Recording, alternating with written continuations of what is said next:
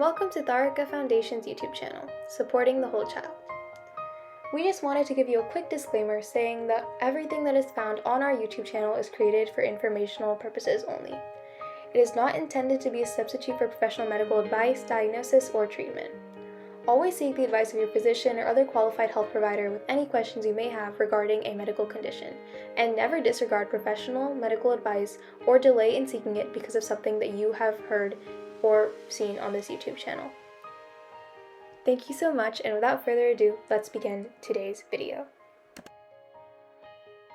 Hello everyone, welcome back to the Tharaka Foundation YouTube channel, Supporting the Whole Child.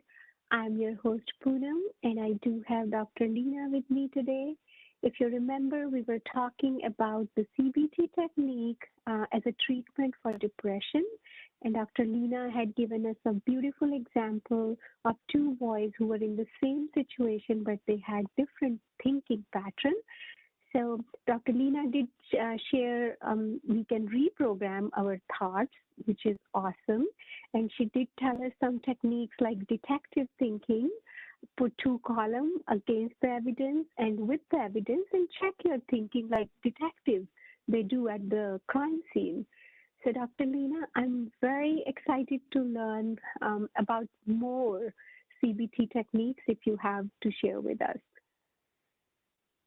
Absolutely. Thank you again for having me, Poonam. So yes, CBT actually has umpteen number of different techniques. I don't think I can do justice to sharing, all of them, but I will talk about a few more so people get a kind of a flavor or better understanding about CBT. So as we talked about, CBT stands for Cognitive Behavioral Therapy. There is two parts to it. The cognition or cognitive, the word is basically our thoughts, and then behavioral is our behavior. So kind of just to quickly kind of recap, the construct is the way we think affects the way we feel, and the way we feel affects the way we behave. If you think about how, anxiety affects people, so of course, if there's an anxious thought, it will generate the feeling of anxiety. But here I'm talking about the next step in terms of when I'm starting to feel anxious, what, happens to my thoughts and what happens in my body in terms of my behavior. So we say, we always like to externalize like mental health conditions like anxiety and depression as, before you were affected by anxiety or depression, you were your normal self. And once you had that anxiety affect you too much and it became a disorder, then you started to have, its impact in your day-to-day life. So we externalize the problem and we say the anxiety disorder is making you think this way. The depression is making you have these types of distorted patterns of thinking. Even though in our day-to-day we have some, automatic thoughts that are little distorted or negative thoughts as we would call them, but certainly the intensity and the frequency of those thoughts goes way higher when you have a condition like anxiety disorder or depressive disorder. So we first externalize and we say, okay, anxiety is making you think this, Mr. Anxiety, or sometimes, with kids, we also have them give a name, whichever name you want to call it, worry monster or, whatever. Like one of my kids I was working with, he would call anxiety as Mr. Princess Man. So it just gives you this ability to say, okay, I don't like to think this way. The disorder is making me have a lot of skewed or distorted patterns of thinking. And it gives you a little ability to fight back and kind of help in the process of using techniques and in the process of beating it and recover. So if we think about how anxiety affects us, it affects us at two levels. So at the thought level and at the behavioral level. So going back to one of our previous episodes of anxiety series, I had talked about how there is a physiological response of how when we feel anxious, there is this cascade of stress hormones that's released and our physical symptoms are manifested because of that. So that heart racing, feeling queasy in your tummy, feeling, choked or dry mouth, shaking, sweating, all those feelings of nervousness that we often feel every now and then, they come about. So in CBT, we understand, of course, anxiety is trying to affect us or attack us at the thought level by generating a lot of anxious thoughts. And because those thoughts are, creating those feelings, and our emotional center is reacting to those, stressful or anxious thoughts, our body is also reacting to that by having this, array of physiological symptoms. So in CBT, we use the same two-prong approach to fight back the anxiety. So we have thought techniques or cognitive techniques, and then we have behavioral techniques, as we call them, to kind of calm down the hyperarousal or this, uncomfortable feeling in our body that happens when we are stressed or nervous, and we, find ways to calm that, sympathetic nervous system or this overdrive to feel more calm. And we understand that when you are in the thick of acute anxiety or you're panicking, none of these cognitive techniques like detective thinking, and I'll review a few more today, are going to work because your emotional brain has hijacked your logical brain. So we have to also simultaneously first do sometimes behavioral techniques for us to be able to access the cognitive techniques. That's good to know, Dr. Leena. So would you like to share some of the behavioral techniques with us? And as you said, what if person is not able to, the person knows everything, what you are sharing, like what is right thinking, not right thinking, but that doesn't have that strength to think right. So maybe, that behavior techniques will help that person. Yes. So, what we know, this is particularly true for, again, when you are going through some really serious anxious thoughts. And there is a lot of overlap actually between anxiety and depression. So anxiety is often intertwined with depression, and these things go hand in hand. But, the behavioral techniques are particularly very effective to, manage the anxiety. Because a lot of the times what scares people about anxiety is this uncomfortable feeling in their body of heart beating too fast, not able to breathe, feeling queasy, feeling dizzy at times. So the behavioral techniques are focused on, like I said, calming your system, down. So we talk about breathing techniques as one of the behavioral techniques. We talk about relaxation exercises. So I'll talk about that more specifically in a minute. Under relaxation, the one that's really been well researched and we commonly use in our work is called progressive muscle relaxation. And then there is another technique called as guided imagery. Let me kind of maybe now take a moment to elaborate those things, right? So, breathing techniques certainly help, reverse that cascade of heightened, physiological response related to stress and anxiety. So taking deep inhalations and exhalations can be very effective way to kind of start reversing that cascade. So, we make it fun for kids. There are different ways to teach that. There is a method called as square breathing. So you're counting 1, 2, 3 and inhale, and then you are, staying, like you're holding the breath, and then you are exhaling, and then you are like, again, taking a pause. And so there is that, there is, star breathing, you are inhale, exhale, inhale, exhale, inhale, exhale. You can even use just to modulate the rhythm and the breath to really be deep and slow, because that's what helps to calm down. So there are those techniques. And then there is relaxation techniques, under which comes progressive muscle relaxation. And the idea behind that is that when we, again, are stressed or anxious, our muscles really get tightened. If you remember, that video on fight and flight response that we experience when we are under stress. Because we need to fight, our muscles need to contract, and we need to be ready to fight or flight. So the muscles really tighten up when we are under a lot of stress or anxious or worried or even sad a lot of the times. And so we want to release those muscles, relax those muscles.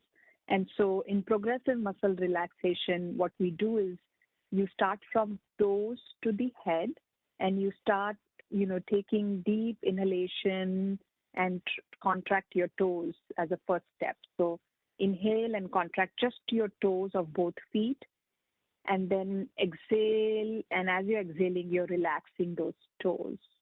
And then you are, taking a couple deep breaths in between, moving to tightening your ankle muscles now, focusing your, energy there and tightening those, taking a deep inhale again. And as you're exhaling, you're letting go and relaxing those muscles around your ankles. And then you move to the calf muscles and to the knees, to thigh muscles, it's often uncomfortable for people to do it with their abdominal muscles. So sometimes we skip that area. If they are uncomfortable, then we move to shoulders, arms, make a fist, inhale, relax, open your fist, and then facial muscles even.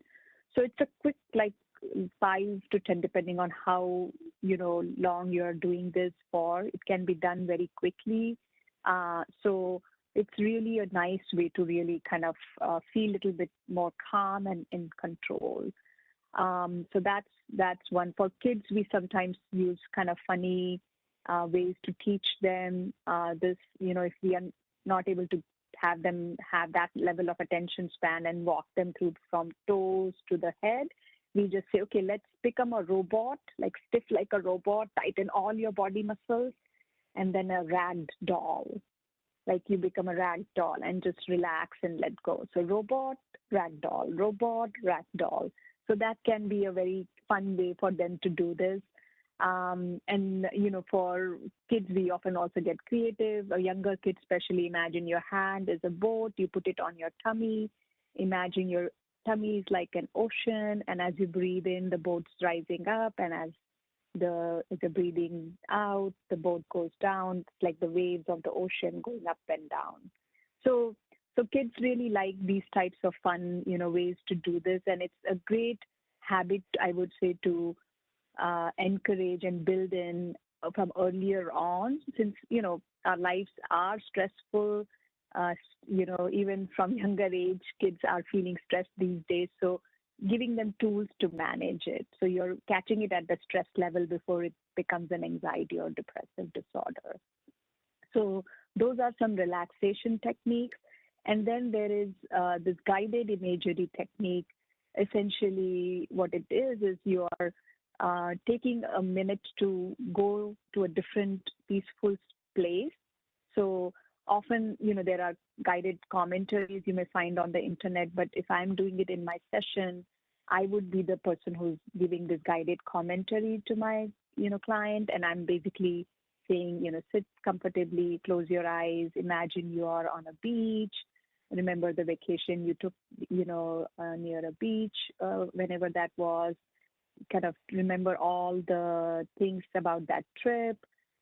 Take a moment to be on the ocean, feel the warmth of the sun on you, the breeze on your cheek, the sand, the texture of the sand you're experiencing under your feet, the waves in the ocean making that gushing sound. So you're really enhancing that whole sensory, experience all over again, and taking the person back into that scene where they feel relaxed and had a good time and had good memories. And so that certainly helps us to, shut down from being in that worry mode or in that sad mode, and gives us this feeling of like, there are positive aspects to my life, and these things make me feel good. Maybe I should go and do this, this weekend or today to feel a little more calm and relaxed. So there are like different places you can take. Sometimes I ask the kids about what their favorite vacation spot is, and if it's even like, oh, I like going, to a forest for a hike, or whatever. Whatever that is, you kind of create a little guided imagery story around that and enhance their sensory experience of being there all over again. And that can really, really soothe the sympathetic system and bring down the behavioral response that anxiety is generating. So what we understand is that, the CBT techniques go hand in hand. I may rationally understand, oh, I can do detective thinking. The other cognitive technique that we often also talk about is do an experiment. If I'm fearful of going to a party, a birthday party, and I'm worried about what other kids will think about me. They will judge me. They will make fun of me. Whatever that is, that I'm worried about. We of course logically think out what really is, really true about those thoughts. So, like we talked about last time, like we kind of really look at how valid or how true is this thought really, and so we do some of that work, and then we say, okay, the best way to really test this out is to do an experiment. Why don't you go, well, let's say maybe even go for a few minutes.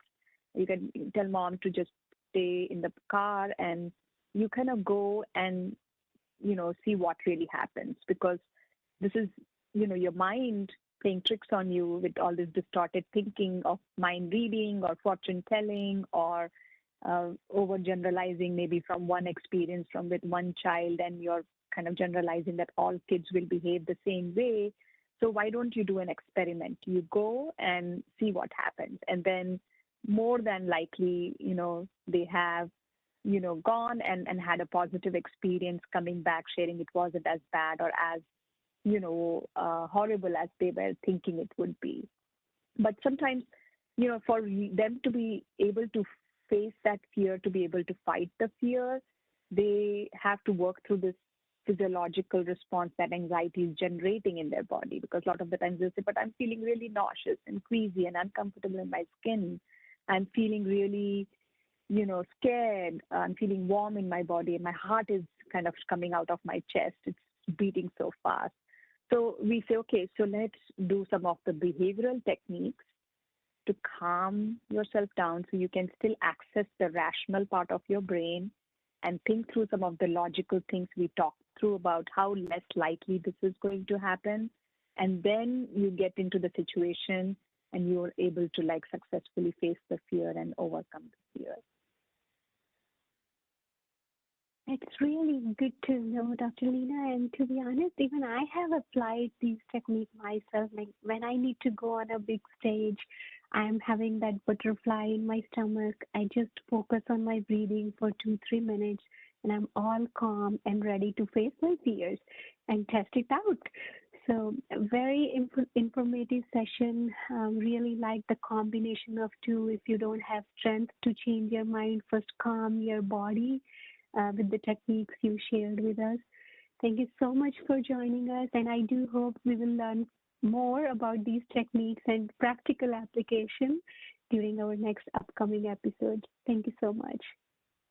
Thank you so much.